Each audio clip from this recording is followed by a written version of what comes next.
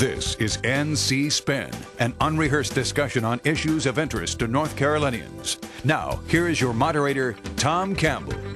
Welcome. You've heard and read the spin the media and the politicians have put on the issues of the day. To get the correct spin on what's going on in North Carolina, let's introduce you to our panel of experts. They include political consultant Brad Crone, John Hood, who is a syndicated columnist and also chairman of the John Locke Foundation, Chris Fitzsimon from NC Policy Watch, and former House Speaker Josephus Mavretic.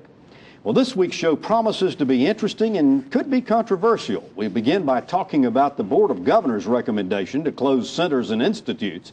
Then we'll talk about a court decision that could change the way we build roads. And finally, discuss the settlement Duke Energy made with the feds over the coal ash spill. Let's not wait another minute. At the urging of the legislature, the UNC Board of Governors reviewed some 240 centers and institutes to determine if funding could be used for better purposes.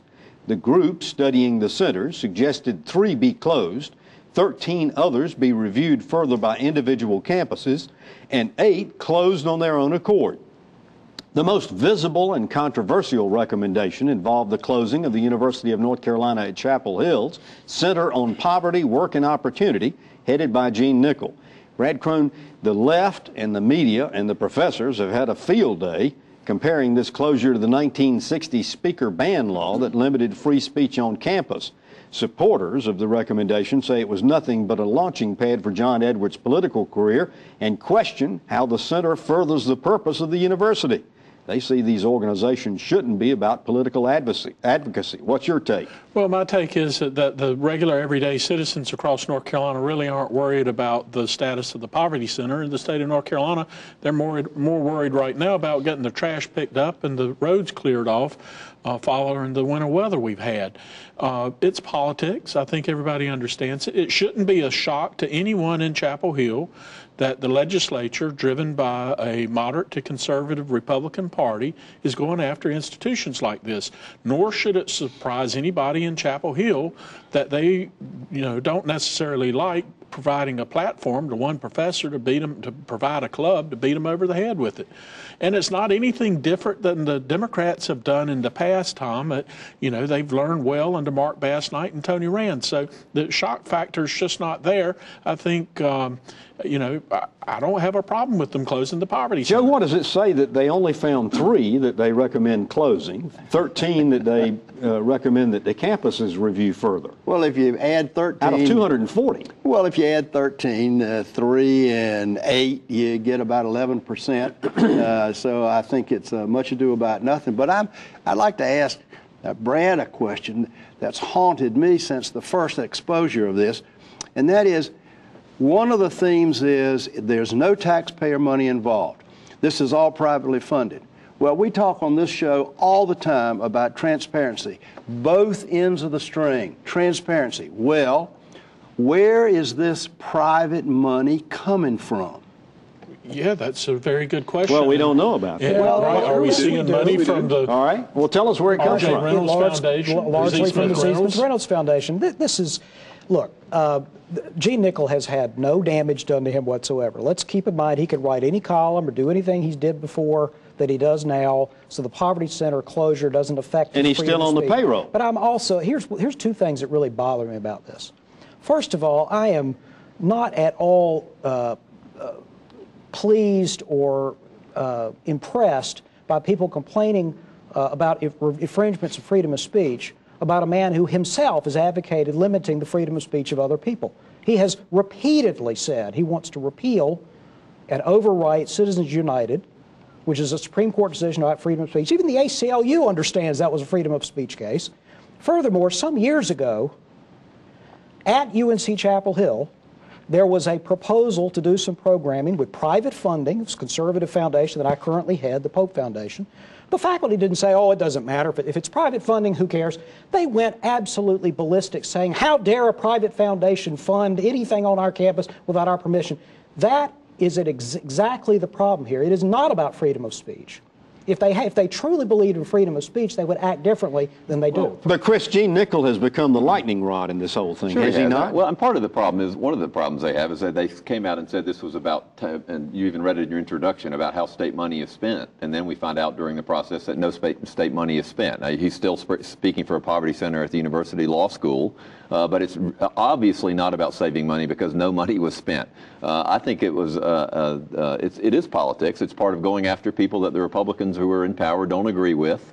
It's their right. It doesn't mean it's the right thing to do. I've heard some people on the left compare it to the speaker ban law. I haven't heard an outrage at every person I know who's a liberal thinking it's just like the speaker ban law. It's about targeting specific centers, and there are going to be more that are being targeted. But the last thing I will say about this is that it used to be the university was the place we wanted provocative ideas.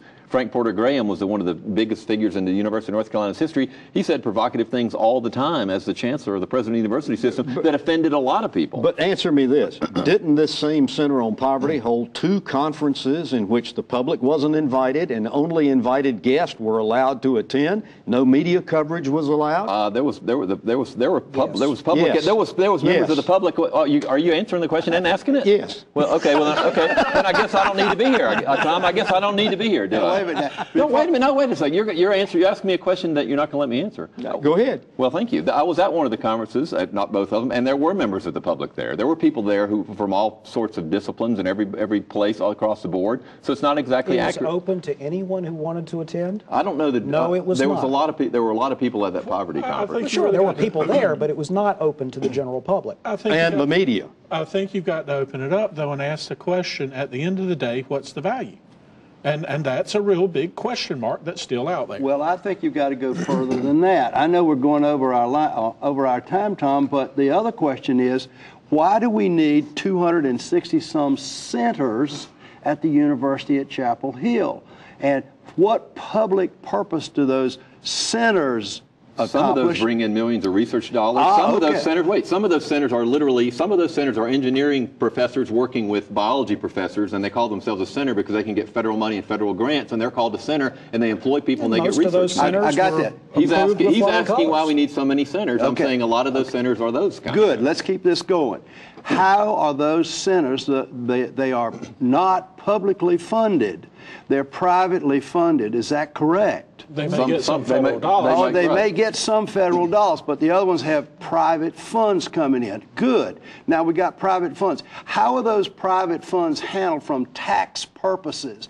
And do those centers espouse a particular point of view biased? But taxpayer money goes to, nonprofits aspire a point of view all the time. John's organization, old organization, and mine do too. Here's the point. I take your point about how universities should be places where provocative ideas are expressed.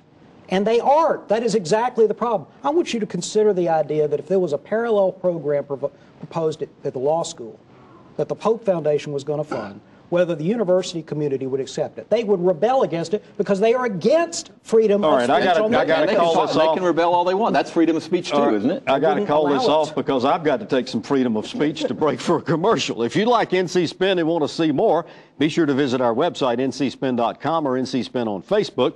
We've got exclusive video footage you can't get anywhere else. Plus, you can read perspectives from opinion leaders across our state. More balanced debate from the Old North State on ncspin.com or NC Spin on Facebook. When we come back, the court overturns the MAP Act. NC Spin will return after these messages. Phones are getting smarter, cars more efficient, TVs bigger and more stunning. Imagine the same innovation from agriculture.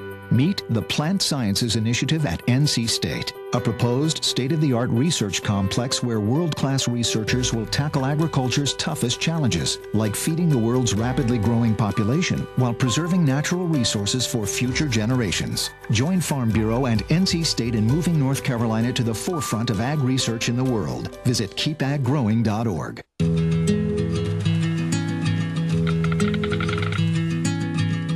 The cost of everything has gone up dramatically over the last 75 years.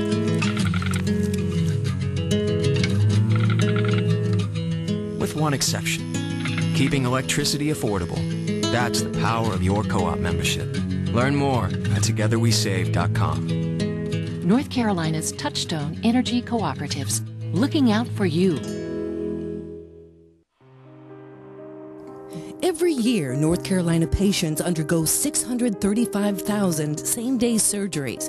72% of these surgeries are performed in our highest-cost hospital facilities, adding as much as $2,000 to every procedure. The state's outdated Certificate of Need law prevents competition from lower-cost, higher-quality same-day surgery centers, inflating healthcare costs and limiting patient choice.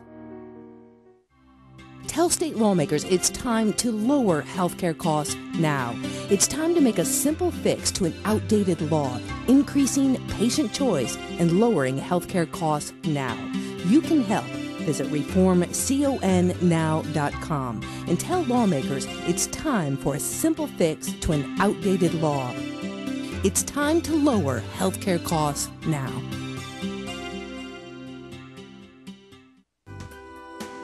We now return to NC Spin. The process of building highways, especially four-lane throughways, requires a lot of planning and can often take years before construction. The state has used what's called the MAP Act to inform property owners in the path of these roads their lands will be impacted. But often they don't use the power of eminent domain to actually purchase the lands. Well, property owners along a stretch of the Northern Beltway in Winston-Salem sued the state, saying their lands have lost value and they can't sell or develop their property. A Court of Appeals panel ruled they were entitled to be paid. Chris, many say this ruling could be a game changer for road construction in our state. You agree or disagree? Well, I think it might be a game changer, but it's hard to argue with the court. How in the world could you devalue somebody's property, in effect, by saying there's going to be a massive road built through it or on it or around it and change the value of their property, and everybody knows it when they're trying to buy the property? So I don't have any problem at all. In fact, I think the court was right.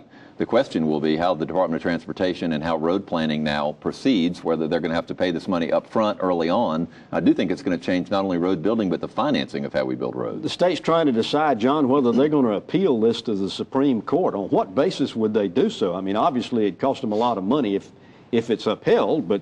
Well, I think that they're motivated to appeal exactly for the reason that Chris said, that they're concerned about the effects on the road construction project going forward. But honestly, I sort of hope they appeal to the Supreme Court, who then codifies the decision. So we clarify that once you do this, once you telegraph where roads are going and affect property usage, and therefore the value of property, you have done a taking for which compensation is justified. Well, you got to look at it this way. It's a catch-22 for the DOT because the feds are saying you've got to have 3 or 4 different alternative routes. The environmentalists are saying you've got to have 3 or 4 different environmental routes.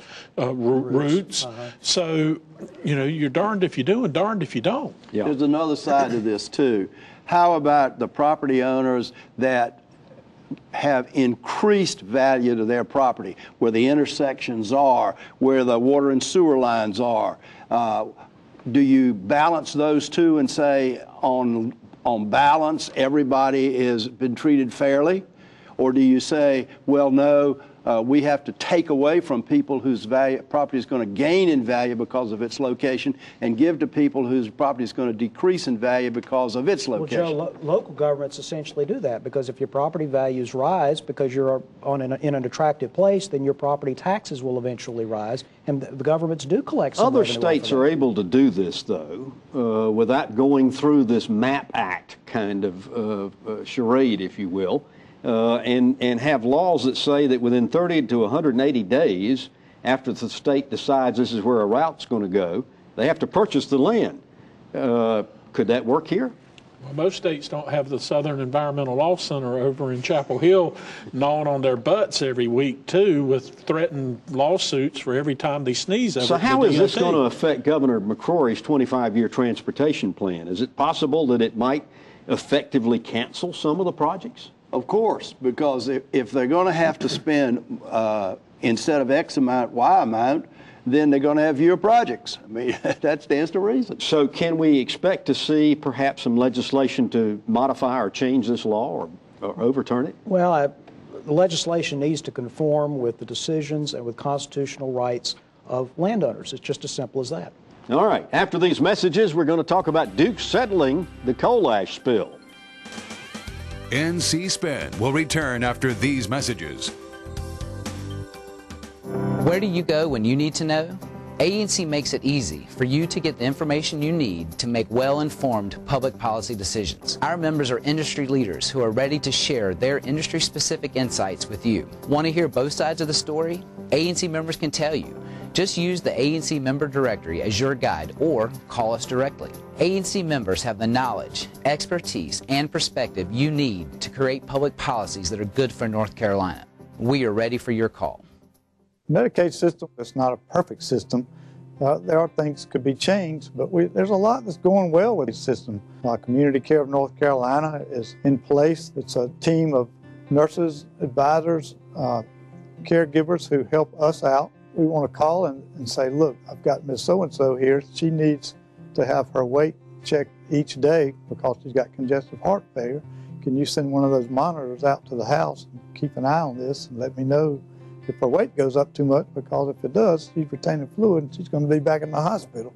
We work together with them. That's a great system. It saves a lot of money. It's proven to work. We're not opposed to changing the things that need to be changed, but let's not throw out everything that we worked for the past 15 to 20 years. North Carolina's Family Physicians supports Medicaid reform that builds on our state's foundation of medical homes. OurNCHealthcare.com. Does your North Carolina business or organization have a story to tell? I'm Richard Campbell, and at Carolina Broadcasting and Publishing, we help tell stories that connect you to the people who will respond. We take the time to understand our clients' needs and what makes them unique. We craft their stories through the efficient use of words, images, and videos that resonate with their desired audience. We also know that a good story is incomplete without a call to action. On video, on air, online, and in print, from concept to final production, no one can help tell your story more effectively or affordably than we can. For special introductory offers, visit carolinabroadcasting.com or call 919-832-1416. Again, that's carolinabroadcasting.com.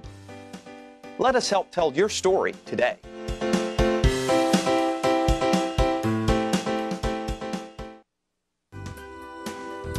We now return to NC Spin.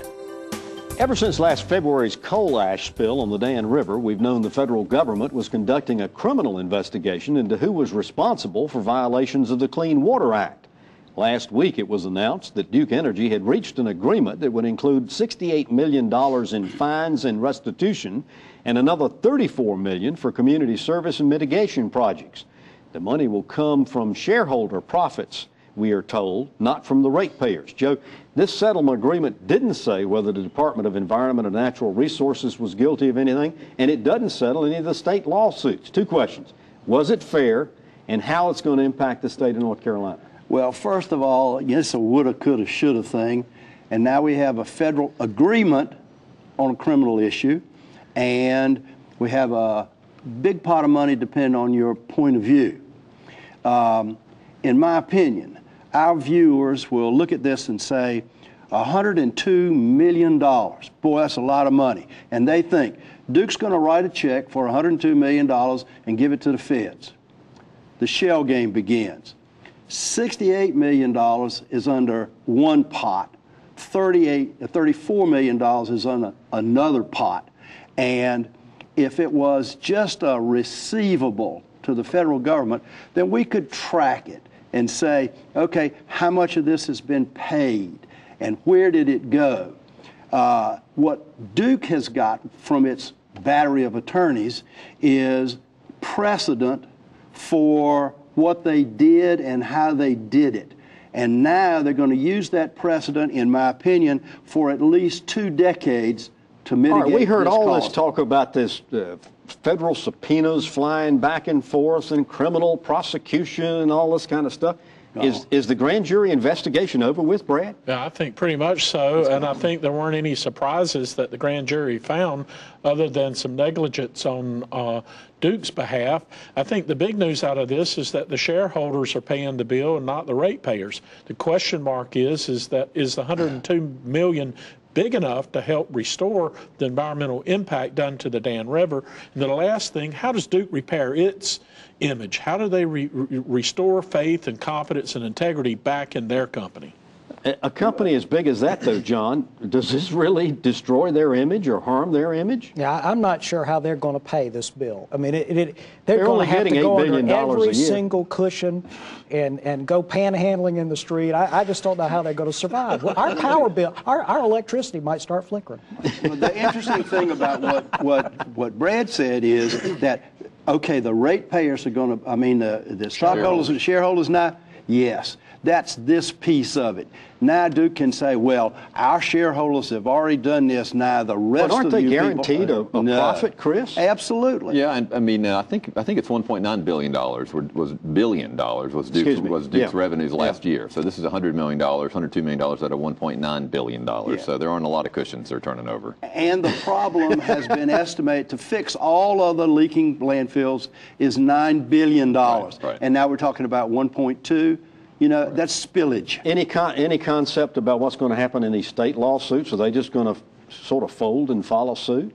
Well, there's precedent now, Tom. That's the whole issue. That's what they got out of the federal agreement, is precedent and hard numbers. And nobody got charged. Right. And do they go back to the Utilities Commission and ask for the ratepayers at that point in time to help with further cleanup after this penalty's been executed? I don't think they'll ask for money for the ratepayers for cleanup. They will ask for it regarding moving the coal ash to line landfills and all that. That's not remediating a spill or an immediate crisis, and that's what they will argue should be folded into the rate base. You can bet your boots that the shareholders' part of this 102 is about all that's going to happen, and probably of the 102, less than half. So is it fair, Chris?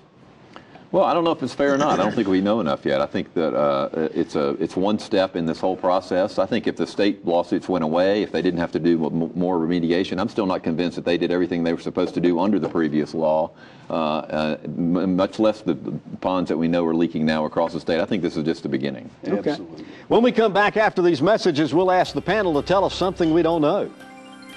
NC Spin is brought to you in part by the North Carolina Farm Bureau. The Farm Bureau and Agriculture. We keep North Carolina growing. Hi, I'm Linda Loveland. I want the best for my kids. Feeding them foods they like within my budget is a priority. But what do we really know about these foods? North Carolina farmers and food experts give you a website to find it all. FeedTheDialogueNC.com, a place where moms like you and me can learn more about the foods we eat and the farmers that feed us. Check it out. Add your input and help feed the dialogue. Let's talk food at FeedTheDialogueNC.com.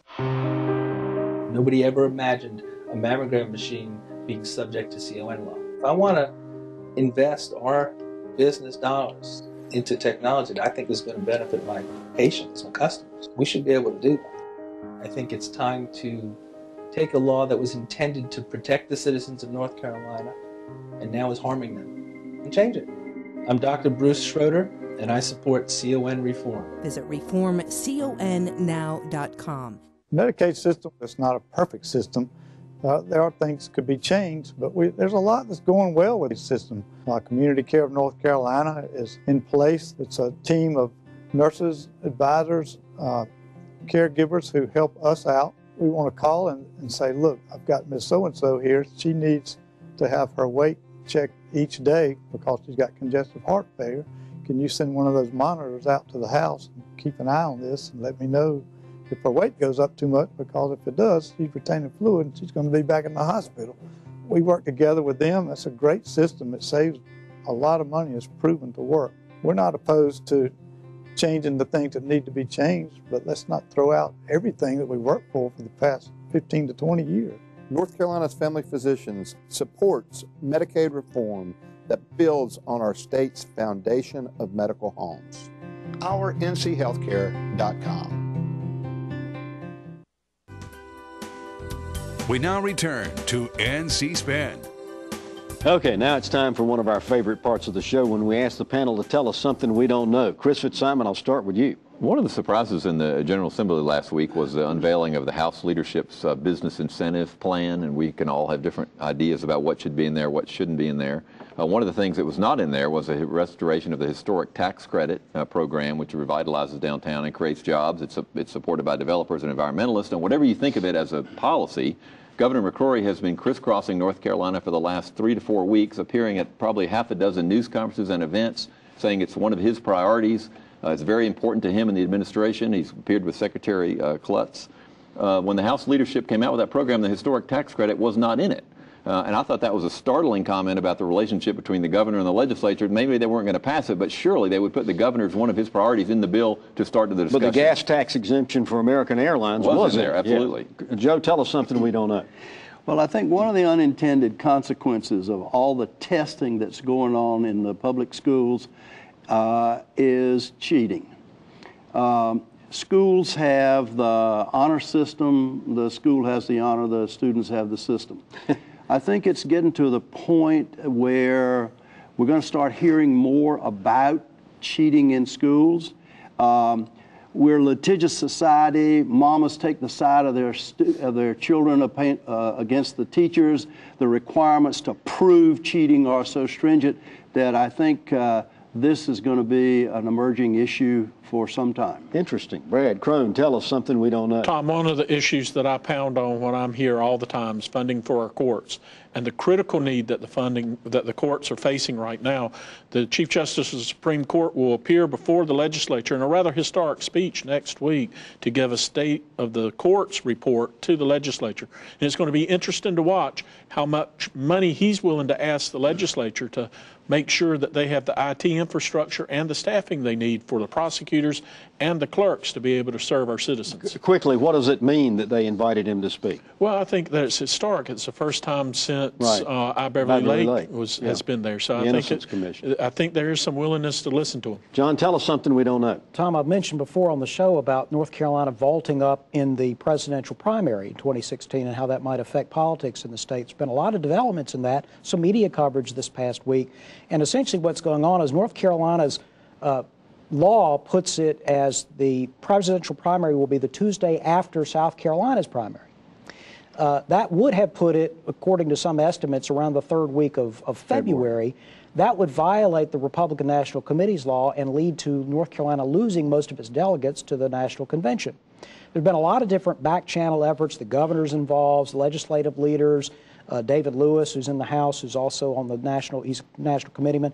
One of the attempts to solve the problem is to convince South Carolina to move its primary to the last Tuesday in February, because then that would knock North Carolina's primary to March 1st, which would gracefully solve the problem without having to get in the North Carolina legislature to do anything. I don't know if this is going to work or not, but it is an option people are pursuing. Interesting. Well, you've heard our spin on the issues of the day. To stay informed all during the week, give your feedback, read our weekly column, visit our website, ncspin.com, or catch NC Spin on Facebook. And we hope you'll join us next week when we'll have more balanced debate for the Old North State. Until then, stay informed and watch out for the spin. Join us next week and get the spin on issues facing our state.